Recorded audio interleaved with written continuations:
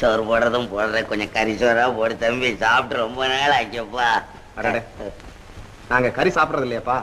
என் வீட்டுல பச்சியமா இல்ல, நாங்க ஜீவகாருண்ய கட்சியில சேர்ந்திருக்கிறோம். அடிச்சாங்க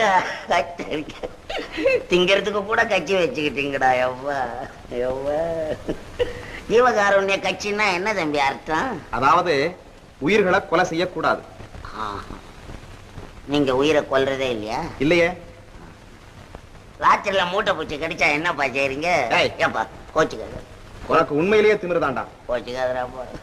இதெல்லாம் சொன்னா சோறு போடுறீங்களோ இல்லையா? இது வேற தகராறு. எப்பா ஏதாவது 2 விஷயத்தை போட்டு விடுறாப்பா. நான் போறேன். எப்பா எனக்கும் வாய் சும்மா இருக்காது. எப்போ நமக்கு ஏன் இந்த வம்பு? நமக்கு ஏன் வம்பு? I love you. I love you.